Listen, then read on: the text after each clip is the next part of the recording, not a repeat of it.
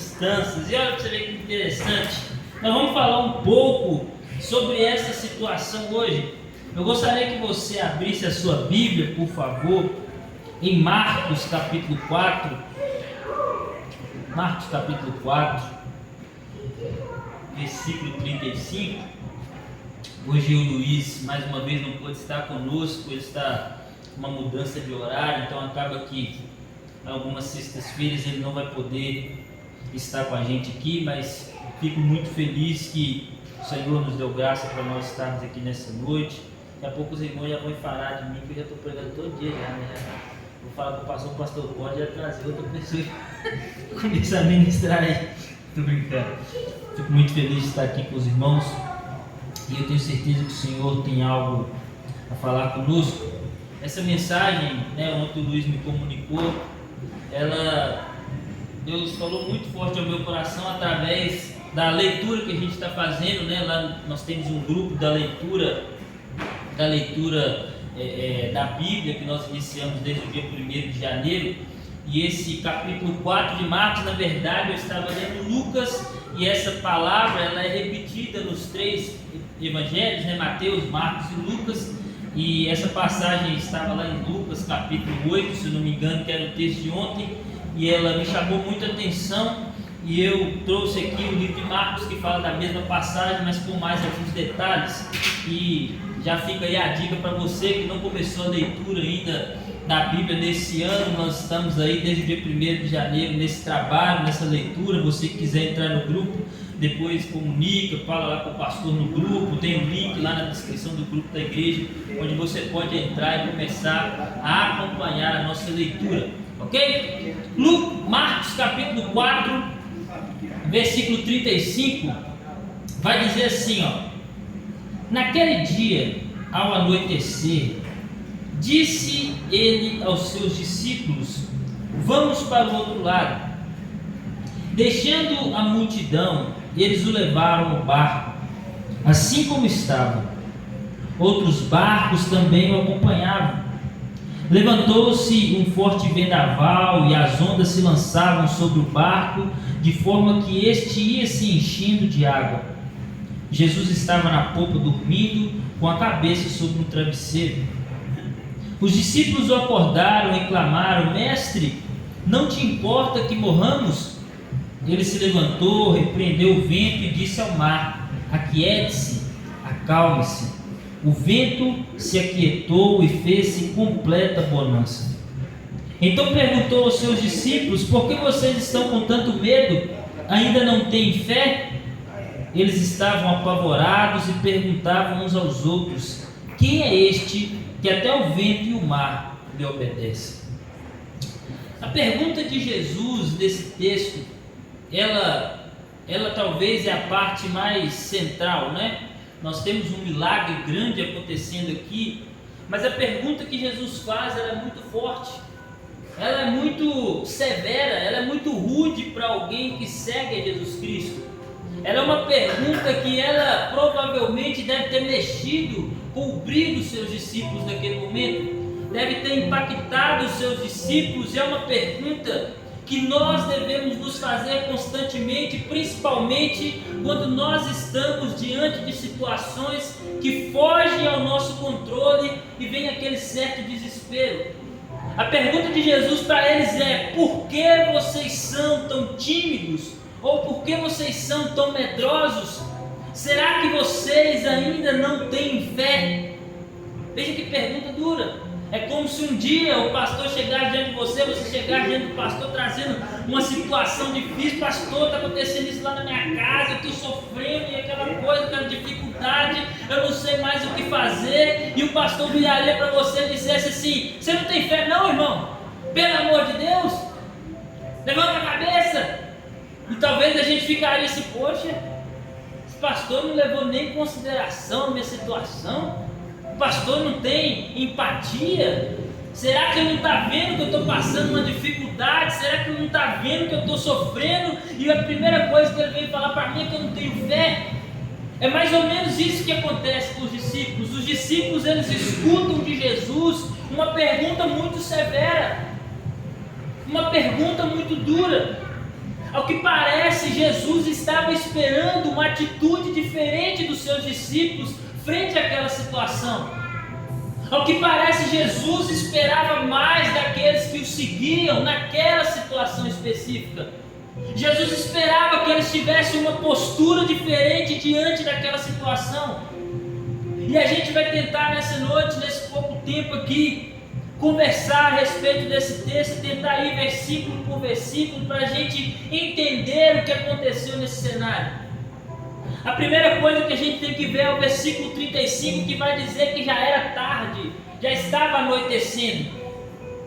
Eles estavam, se você acompanhar o capítulo 4, eles estavam com a multidão ela está ao redor de Jesus, e Jesus começa desde cedo, ele começa a ensinar, ele está curando, ele está falando parábolas, ele está ensinando o povo, ele está falando. E você imagina como isso deve ser cansativo. Para mim, por exemplo, eu estava conversando com o irmão Kelvin aqui agora, a gente combinou de fazer 2 louvores e depois da oração fazer mais um, porque ele falou, talvez a sua boca fique ali muito seca, você deve ficar com a voz cansada de pegar direto, então vamos dar uma pausa. Agora imagina uma pessoa o dia inteiro falando em voz alta, sem nenhum microfone, sem nenhum outdoor para ajudar ele, sem nada, só a voz dele falando para uma multidão. Imagine o quanto essa pessoa pode ter ficado cansada. Jesus estava assim, gritando, falando alto para uma multidão escutá-lo, de pé no barco, ou talvez um pouco assentado, enfim, mas talvez ele não conseguisse ficar sentado, senão a voz dele não teria longo alcance. O que nos mostra é que Jesus ficou o dia inteiro falando para a multidão, ensinando a multidão, curando enfermos, fazendo o que ele estava aqui para poder fazer junto com seus discípulos. Quando chegou a tarde, o que ele queria? Ele queria descansar. Ele queria descansar, ele queria pegar o travesseiro dele, botar no cantinho, dormir, ir com os discípulos para um lugar à parte, isolado, para que eles pudessem repor as energias. Isso é comum. Jesus era também humano, então era necessário que ele descansasse. Ele estava cansado, e assim nós ficamos também. Assim nós ficamos. Tanto que quando a Bíblia vai mostrar que o vendaval estava ali, toda aquela bagunça danada, os discípulos estão gritando e Jesus está dormindo. Por quê? Ele estava tão cansado, o corpo dele estava tão fatigado que ele apagou. Quantos de nós isso não já aconteceu com a gente? Um dia terrível de trabalho, a gente cansado, está lá a Simone, atendeu 29 mil clientes no Natal, na véspera de Natal. Você chega em casa, você não quer saber de Diego, você não quer saber da menina, você quer ir para a cama para dormir um tiquinho. E talvez pode estourar um botijão de gás na sua casa, você está tão cansado que você nem escuta. Quantos de nós? Gesso lá em cima dos telhados, andando lá em Gesso. Você chega de noite, você quer dar uma dormida. E talvez aconteça uma barulhada na sua casa e você nem escuta porque você está apagado. Isso acontece. Isso é normal, o ser humano cansa. Então Jesus estava cansado e ele queria dormir. Tanto que ele entra dentro do barco, a primeira coisa que ele vai fazer, travesseirinho, dormindo. Quando nós chegamos ao verso 36, nós vemos Jesus dizendo o quê? Nós vamos passar para outra margem. E aqui já começamos a entender o porquê que Jesus esperava uma resposta, uma atitude diferente dos seus discípulos. E talvez você já deve ter escutado isso outras vezes que essa passagem foi ministrada, mas eu vou voltar a repetir isso. Jesus disse: vamos passar para outra margem.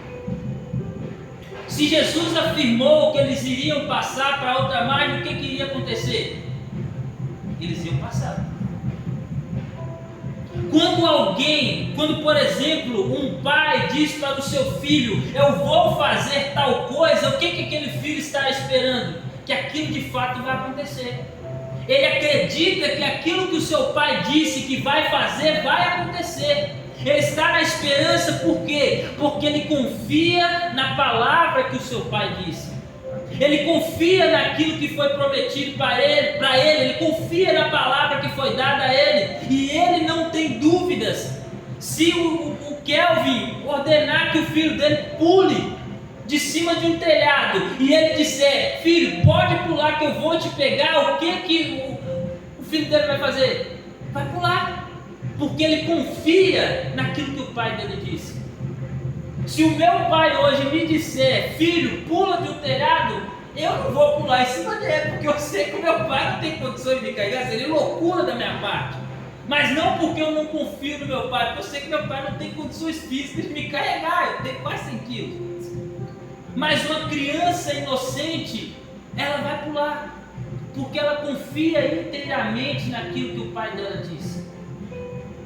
Quando a palavra de Deus nos diz algo, o que Jesus espera de nós?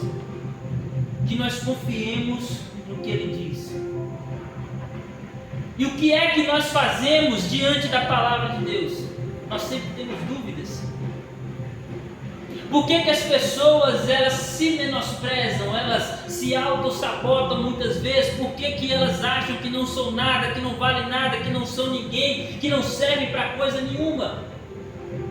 Por que um crente se envolve, ele é emaranhado por essas coisas, por esses sentimentos? Por quê? Porque ele não crê no que a Bíblia diz sobre ele.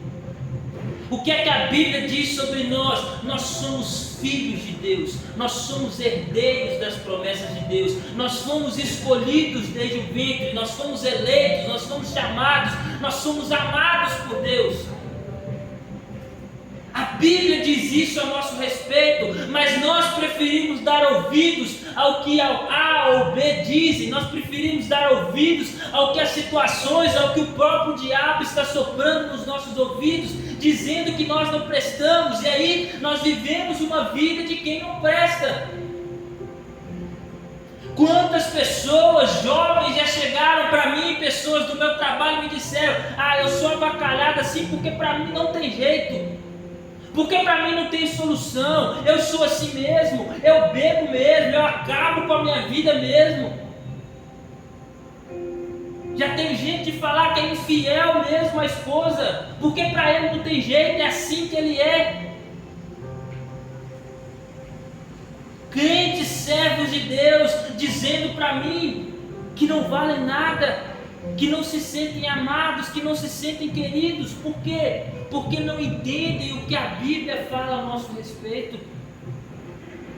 Quantas vezes achamos que para situações adversas não existem soluções, porque não cremos no que a Bíblia fala sobre o poder do nosso Deus.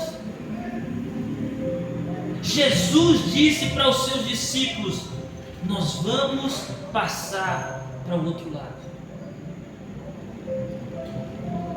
Jesus está nos dizendo hoje que Ele vai passar conosco, seja onde quer que nós passarmos, o que quer que nós enfrentemos, o caminho por onde nós vamos andar, Ele vai passar conosco.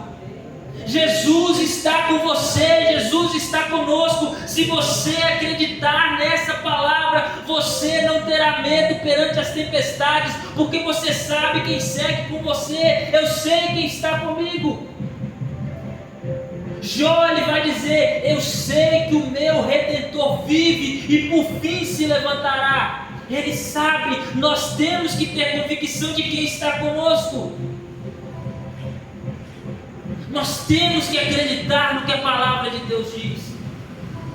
Os que creem na palavra de Deus não têm o que temer, até a sua própria alma está guardada em Deus. Toda a nossa vida, até a nossa alma estão guardadas no Senhor. Creia no que a Bíblia diz.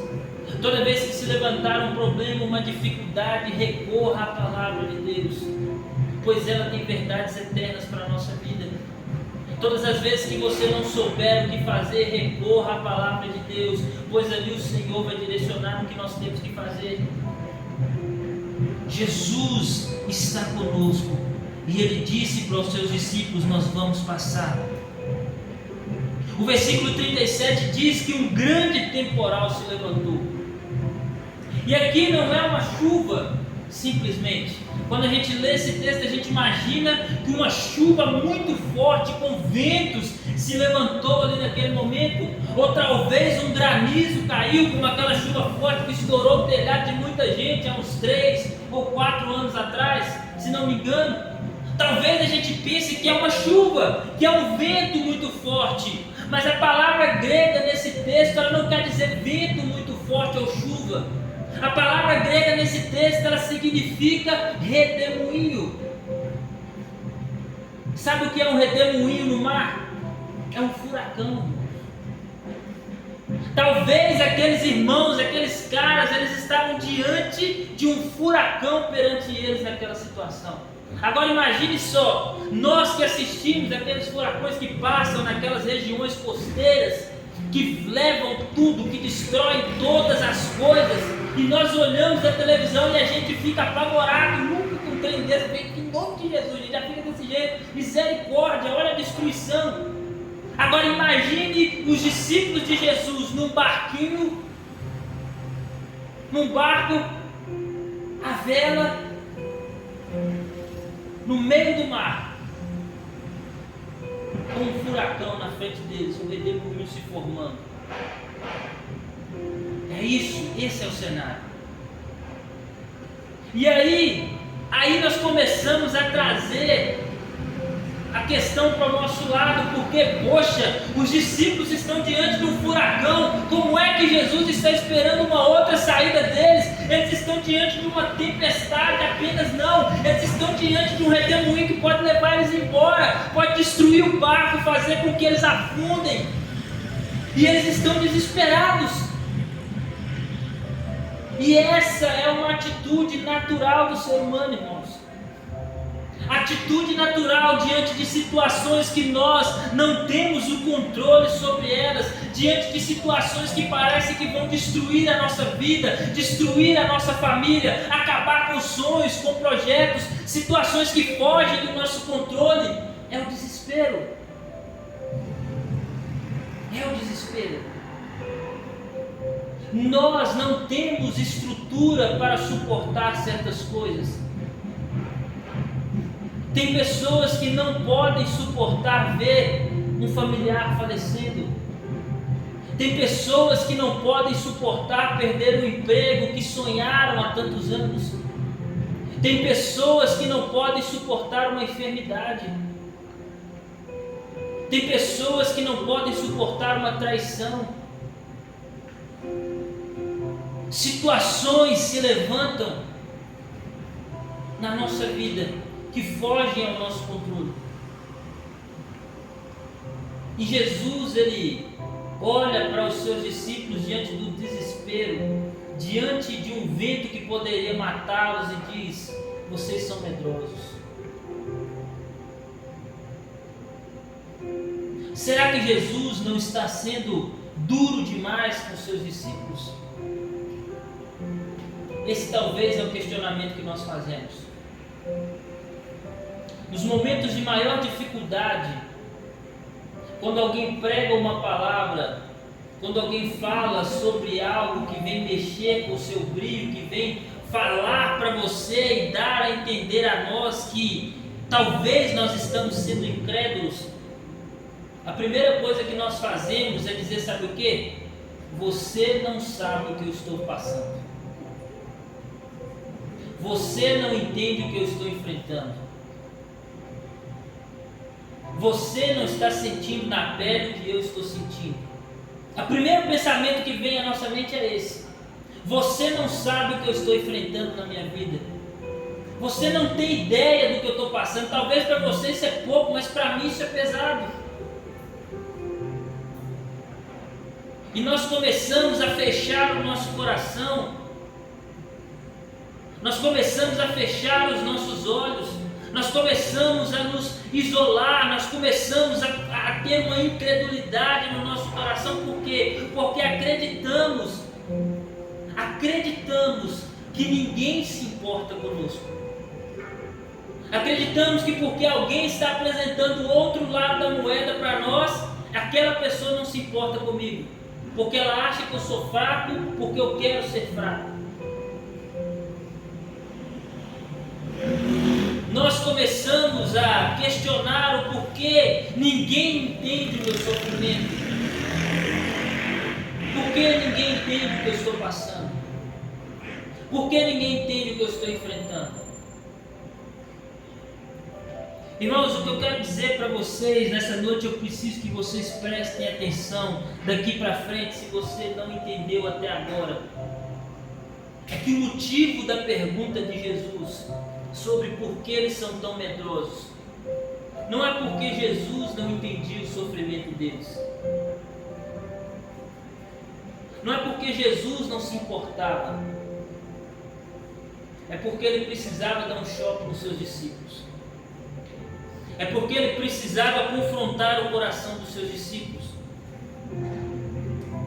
A primeira coisa que os discípulos clamam naquele momento é justamente o que eu acabei de dizer.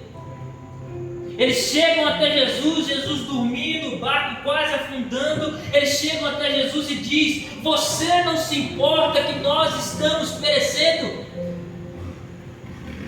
Você não se importa que o barco está enchendo d'água? Você não está vendo a gente aqui? Você curou enfermos, você acabou de expulsar demônios, você acabou de fazer na vida de tanta gente, nós que estamos te seguindo, estamos quase morrendo e o Senhor dorme. É esse o primeiro sentimento que vem no nosso coração quando nós passamos por um problema que nós não conseguimos superar, quando nós somos servos de Deus, quando nós somos crentes fiéis muitas vezes, quando nós devolvemos os dízimos e as ofertas, quando nós estamos no culto toda semana, quando nós estamos trabalhando na obra de Deus e vem as tempestades, vem os problemas, nós começamos a dizer para Jesus: você não se importa conosco. Você não se importa comigo. Todos ao meu redor estão sendo abençoados e você não se preocupa comigo. Eu estou fazendo tudo certo para o Senhor e o Senhor não se importa comigo. É a primeira coisa que os discípulos dizem. É a primeira coisa que eles dizem: você, Senhor, não se importa conosco. O Senhor está fazendo tudo pelos outros, mas não faz por mim. O desespero nos torna ingratos. O desespero nos torna ingratos. A Bíblia diz em João 3,16, todos nós conhecemos: Deus amou o mundo de tal maneira que deu o seu único Filho, para que todo aquele que nele crê não pereça, mas tenha a vida eterna. Jesus, Ele não fez apenas algumas coisas por nós, Ele deu a vida dele por nossa causa. A vida dele. Talvez você daria a sua vida pelo seu filho. Talvez você daria a sua vida pela sua esposa ou pelo seu esposo. Talvez você daria a sua vida por um amigo muito chegado. Mas você não daria a sua vida, por exemplo, para um traficante. Você não daria a sua vida por uma prostituta. Talvez eu e você não daríamos a nossa vida por qualquer outra pessoa. Talvez por mais chegados, mas por qualquer um não. Jesus deu a vida por todos nós, sabendo os pecados que nós cometemos e que nós cometeríamos, sabendo de todos os nossos fracassos, de todas as nossas mazelas, de todos os nossos defeitos. Ele deu a vida. Nos momentos em que passamos por crises na nossa vida, ao invés de dizer para Deus que Ele não se importa conosco, nós deveríamos louvá-lo, porque acima de todas as coisas Ele deu a vida por nós. Lembra que eu falei da canção? Eu te louvarei, não importam as circunstâncias, adorarei somente a Ti, Jesus. Nos momentos em que as tempestades elas vêm, nós precisamos nos lembrar do que Deus já fez, porque Ele pode não estar fazendo agora, mas Ele já fez antes, e porque Ele já fez antes, nós podemos ter certeza que Ele pode fazer de novo. Quem crê nisso? Se Deus fez antes, Ele pode voltar a fazer. Romanos capítulo 8, versículo 32 vai dizer: se Deus é por nós, quem será contra nós? Aquele que nem mesmo poupou o seu próprio filho, antes por nós o entregou, porventura não nos dará com ele graciosamente todas as coisas? A maior prova do amor de Deus é a entrega do seu filho, e através da entrega do seu filho ele nos dá uma certeza: todas as outras coisas podem ser feitas, estou disposto a fazer. Eu demonstrei o maior amor que eu posso demonstrar. Se você está hoje passando uma luta que você não consegue enfrentar, eu não estou aqui para te dizer que Jesus vai resolver amanhã para você. Eu seria louco de dizer isso, mas eu estou aqui para te dizer que nós temos provas de que Ele pode fazer de novo. Nós temos provas de que Ele já fez e devemos ser gratos pelo que Ele já fez. Os discípulos estavam dizendo que Jesus não se importava, mas Jesus já tinha provado que se importava. A segunda coisa é que eles esqueceram do que viram, e aí uma coisa vai conectando com a outra. Eles viram cegos verem, paralíticos andarem, mortos ressuscitarem. Será que Jesus não poderia realizar mais milagres?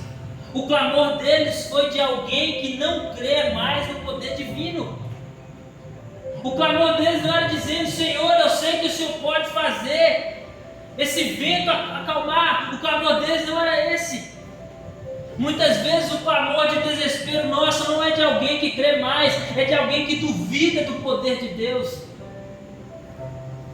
Quantas vezes nós duvidamos que Deus pode fazer?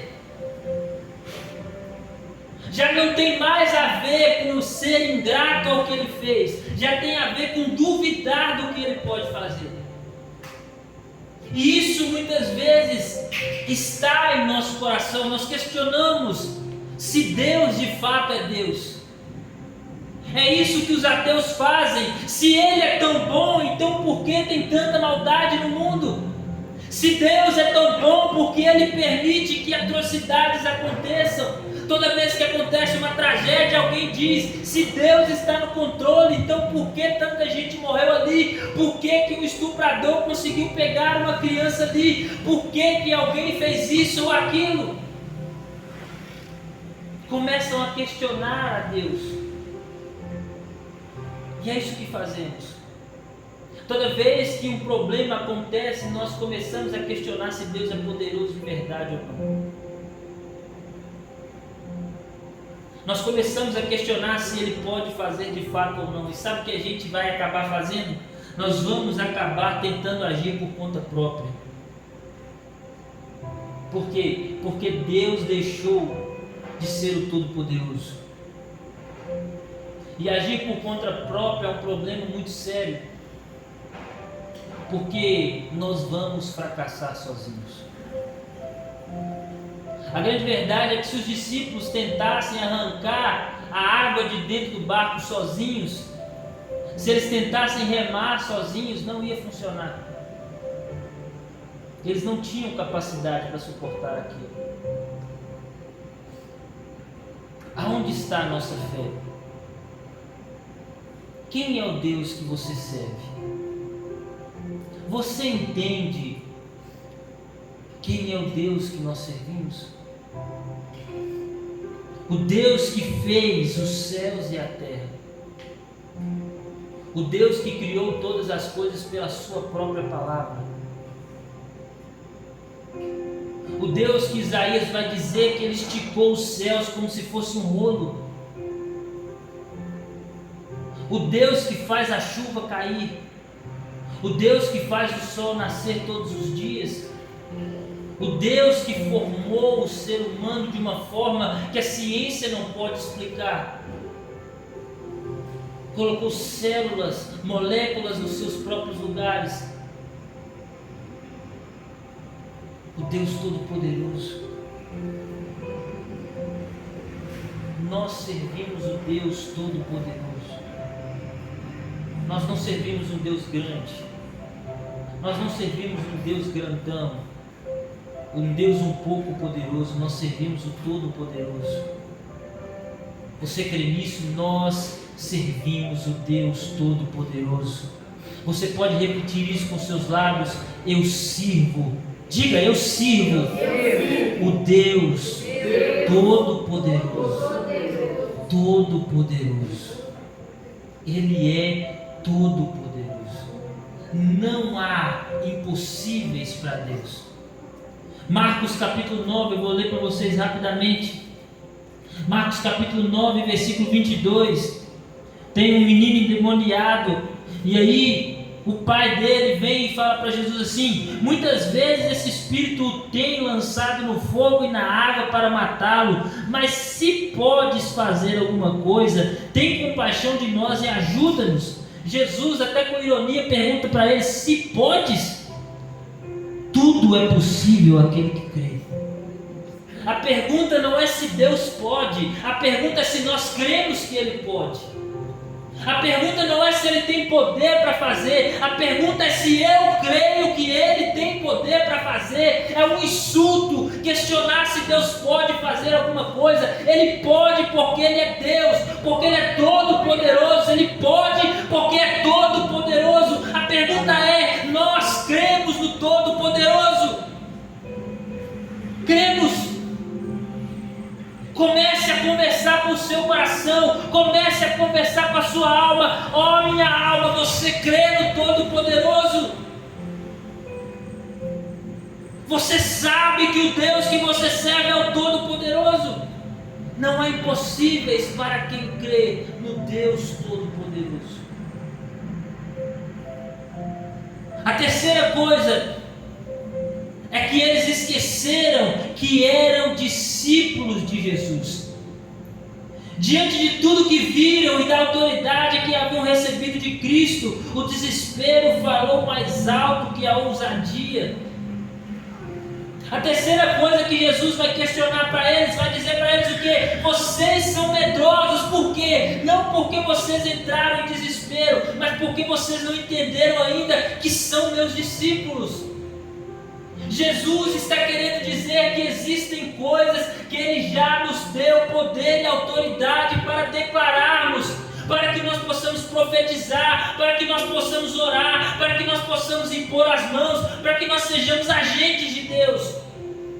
Nós não determinamos nada, mas sob a autoridade de Jesus, sob o poder do nome de Jesus, nós temos autoridade para realizar as mesmas coisas que Ele fez e outras maiores ainda. É isso que João capítulo 14, versículo 12 diz: aquele que crê em mim fará as mesmas coisas que eu faço e outras maiores fará.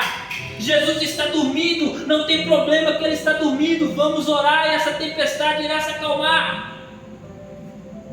Ei, você homem que está dentro da sua casa, você é um sacerdote no seu lar. Quando alguma coisa acontece, é você quem tem que orar primeiro.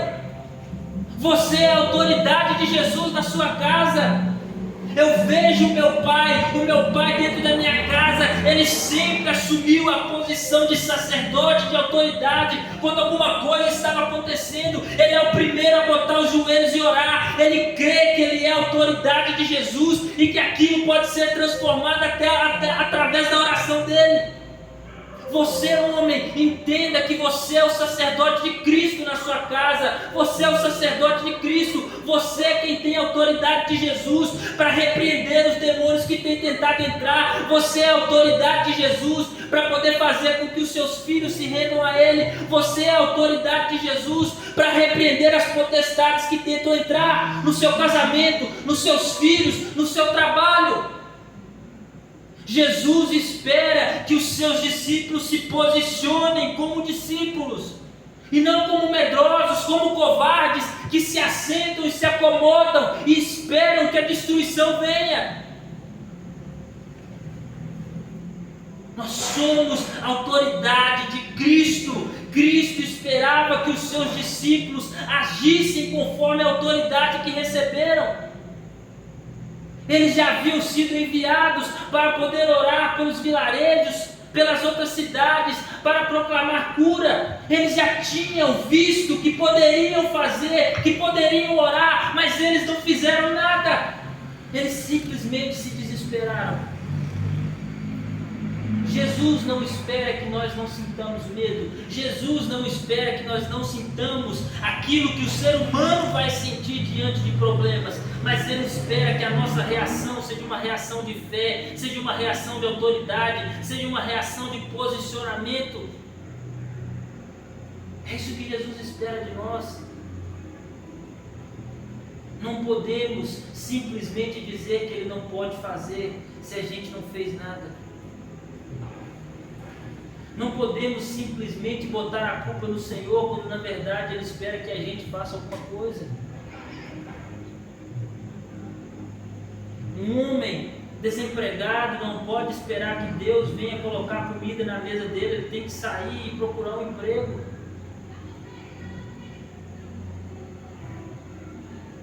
Pode. Nós não podemos achar que as situações, os problemas, eles vão ser resolvidos como um estalar de dedos. Existem posicionamentos que temos que ter. Nós precisamos ter. Senão nós vamos sucumbir, senão nós vamos morrer.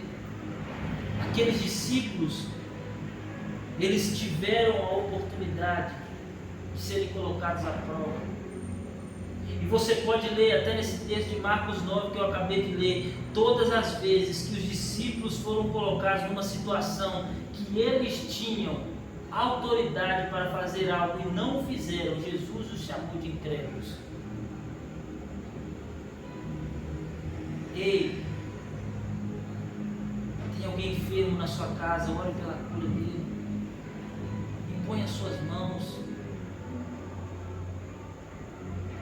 Tem algo errado acontecendo, levante suas mãos e comece a orar, comece a repreender no nome de Jesus. Eu não sei se você já viu aquele filme Quarto de Guerra, mas é fazer aquilo lá mesmo que aquela mulher fez. Levanta a mão na sua casa e começa a orar, começa a repreender, começa a declarar palavras de bênção. Não cruze os braços, não fique culpando a Deus. Ah, Deus, o Senhor não se importa, está vendo aí como é que está esse traste dentro de casa? Outro dia eu conversando com uma moça,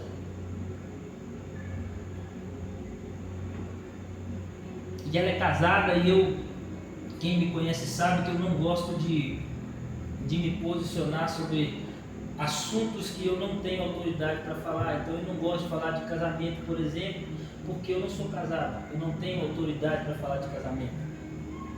Mas ela sempre me dizendo que o marido é um traste, que o marido é não sei o que o marido é isso, que o marido é aquilo.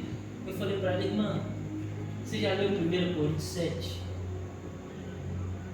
Vá ler 1 Coríntios 7, depois reclama do seu marido. 1 Coríntios 7 vai dizer que a mulher santa que tem um marido incrédulo, ela o ganha calada, não é gritando na cabeça dele o dia inteiro, é calada. A Bíblia nos dá direcionamentos, mas às vezes a pessoa está ali só reclamando, murmurando, xingando, mas nunca foi ver qual é o posicionamento que ela precisa ter perante a palavra de Deus. Entende? É sobre isso que eu estou falando. Existem coisas que nós temos que fazer. Existem posturas que o Senhor espera de nós. Não que a gente clame, não que a gente fique desesperado. Está lá Moisés na frente do mar vermelho, clamando. Deus vira para ele e fala: por que você está me clamando? Por que você está falando comigo? É para continuar andando, é para continuar marchando.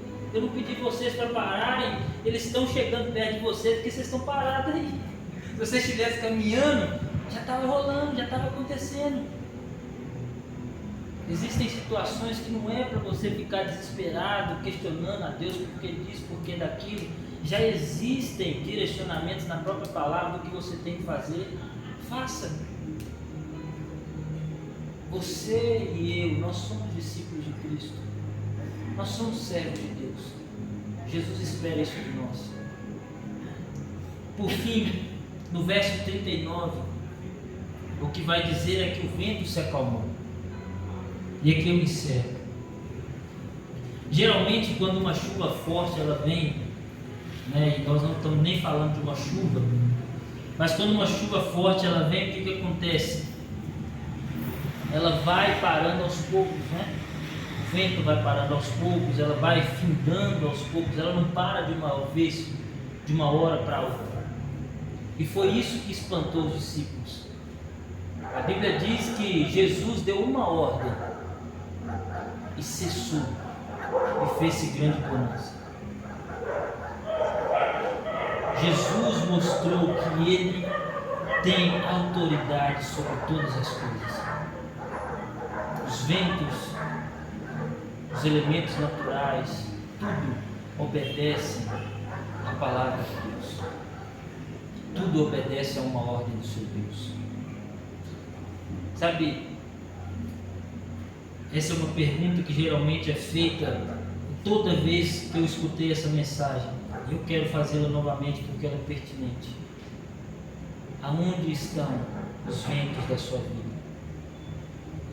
Em qual área está?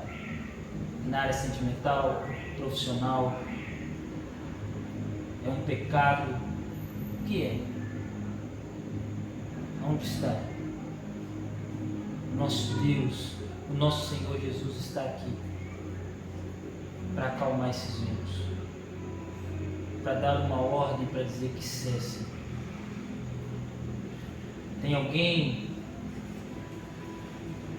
doente, enfermo? Existe um Senhor que pode trazer cura. Feche seus olhos. Senhor Deus e Pai, nós estamos aqui perante o Senhor, Deus. Meu Pai, a pergunta que o Senhor faz para os seus discípulos, elas são duras, meu Pai, mas elas são verdadeiras, elas são para mexer com o nosso coração, para nos incomodar, Senhor. Deus, o Senhor tem grandes coisas para fazer na nossa vida, mas é necessário crer. Tua palavra diz: se alguém tiver fé do tamanho de um grão de mostarda,